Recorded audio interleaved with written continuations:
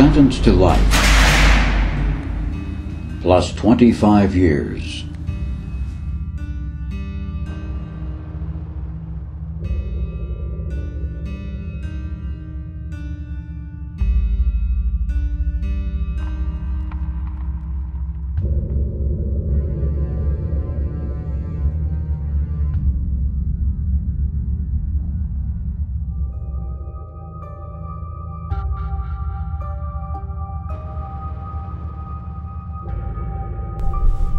There were no witnesses to this crime.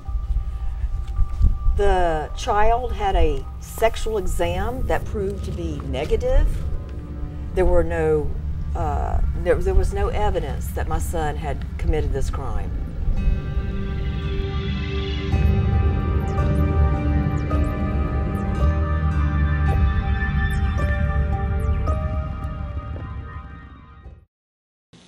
Every year, thousands of people like the Sousas are convicted of child abuse, even though there's no direct physical evidence.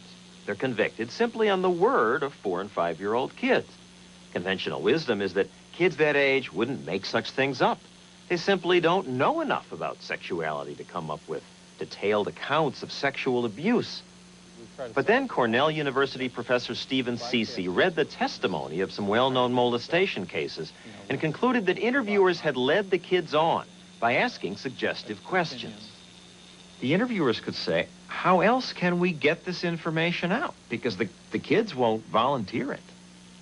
The problem is that from a research standpoint, we are now discovering that if you put kids who were not abused through the same kind of highly leading, repetitive interview, some of those children will also disclose events that seem credible, but in fact are not born in actuality. So what happened that day that you were 6 years old, if you remember? What do you remember about that? I don't remember. You don't remember that time? Okay. I don't remember. Do you remember what happened when the last time was that Zane touched your private? We want you to tell us what Kelly did. The kid says, I don't remember. Oh, yes, you do. You remember. No, I don't remember. You do so. We know you remember. At this point, the child's crying. I want to get out of here. You're not going anywhere till you tell us what we know you want, what we know you know. Do you remember, can you tell me about what happened any time that Zane touched your private? Or you could tell me kind of what happened?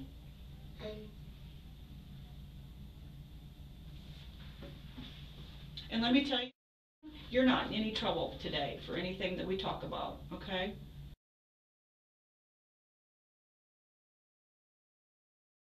Tell me from the beginning to the end what happened. The beginning, he would be touching me on it, and in the end, he would be telling me to go to take a nap. And when you say he touched you, did he touch you with a part of his body or with something else? With a part of his body. With a part of his body. Do you know what the part of the body was that he touched you with? His finger.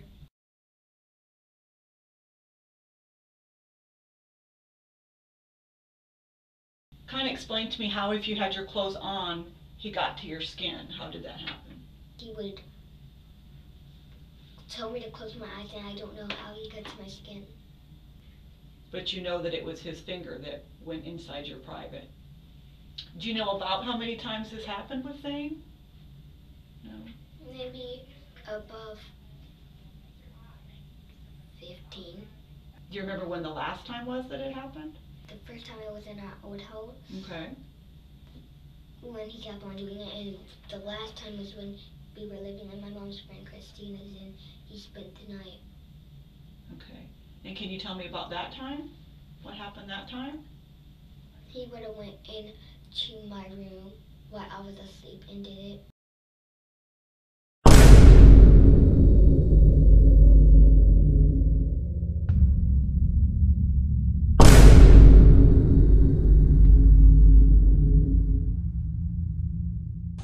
But why would kids make such things up?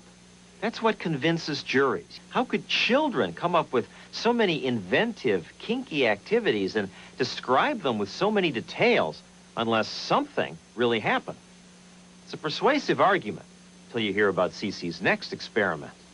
He had researchers ask 4- and 5-year-olds to pick a card out of a deck of 10. On each card was a question. Okay, Derek.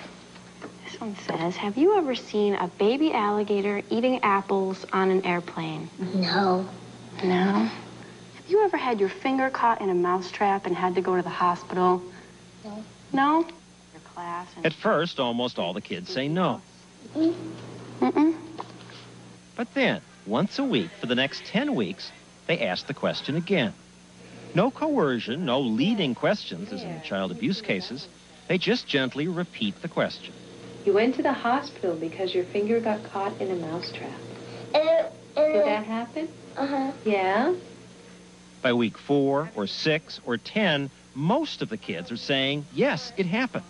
And not just saying yes, but giving such precise information about it that you'd think it must have happened. Did it hurt? Yeah. Yeah? Who took you to the hospital? My daddy, my mommy, my brother. So where in your house is the mousetrap? It's up at our, down in the basement. Down in the basement. What is it next to in the basement? It's next to the firewood. Anyway, what you see here is a child who's given you a lot of perceptual detail. He's telling you where the mousetrap was. It was next to a wood pile in the basement. He had gone down there because he wanted to tell his dad, who was down there collecting firewood, that he was ready for lunch. He gets in an argument with his brother Colin, which he later goes on to describe. They were fighting over some action figure. Colin pushes him next to the wood pile. He doesn't see where his hand's going, and it gets caught in a mousetrap. Were you surprised at the answers you got? I think it's fair to say that my colleagues and I were absolutely shocked that by the 10th week, not only were they assenting to some of these things that didn't occur, but they were giving very coherent narratives, highly elaborated narratives that are, I think, quite persuadable. By the time I met the same boy, it was weeks after the experiment, but he still could give lots of convincing details about things that never happened. Was there a time when you got your finger caught in a mousetrap and had to go to the hospital? Mm-hmm. Wow, which finger was it? Remember, this is the result after a researcher simply asked the question once a week for 10 weeks. Did you tell anybody what Zane did? Did you ever tell anyone? I told 5 people. You told 5 people? Does that include me or does that not include me? It includes you, so I put 6 now. Okay. And this has happened to one of my friends before. Okay. This has happened to one of your friends before? It was in 1st grade. It was in 1st grade. It was in 1st grade? Did you talk to anybody about that? Nope, I only told my Nana. I'm sorry? I only told my Nana. You only told your Nana?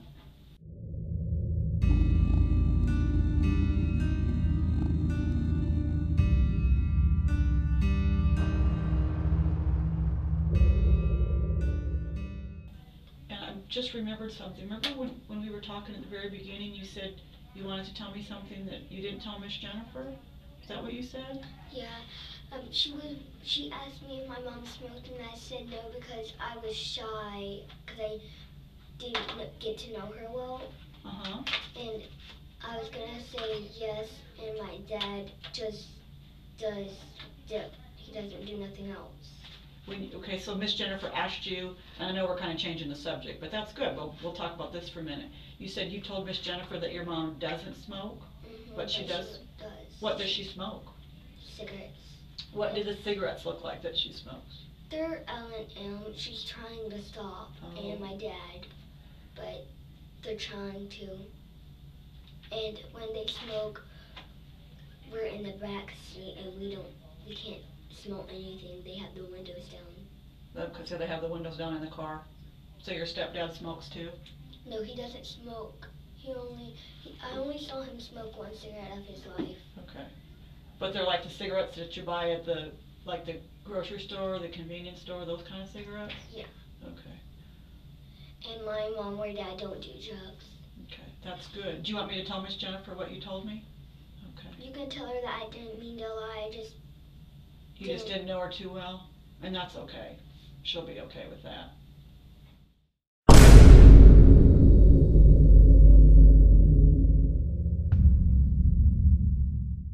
Facing life in prison for his alleged crime, Zane went to trial, denying any allegations of abuse whatsoever. Listen to what Zane's uncle says about the government's expert witness, as they were the only experts who testified. Also listen to how he describes the jurors. The jurors seemed like they didn't care. It was only a 4-hour listening deal with them, maybe 5 tops. And they really seemed to not care. Just to focus on one juror for right now, she was looking at us more so, it seemed like, than she was looking at the trial.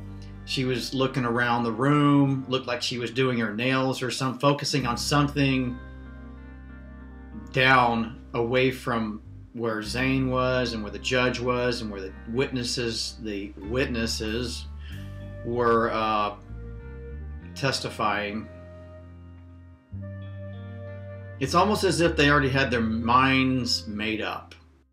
Reports surfaced regarding a history of conflict between the defense attorney and the judge. Why didn't the defense ask for a different judge? No one expert witness testified on behalf of Zane. Why? Despite lie detectors not being admissible in court, the police use them often. Why wasn't Zane given a lie detector test? Zane had recently finished his education and training and was a certified merchant mariner when he was arrested. I'm here to speak for him today and tell the world what happened to him. He got accused of something, false accusation against him, and they sent him to prison for life plus 25 years about 3 years ago. And it's hurt our family so bad. I can't even find the words to say. It hurts so bad.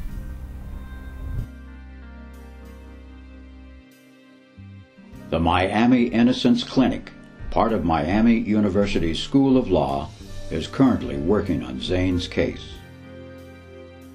The U.S. Observer is currently seeking information that will help Zane obtain a new trial. Zane's case now requires new evidence to be reopened. His family is desperately seeking information that will help lead to Zane's exoneration.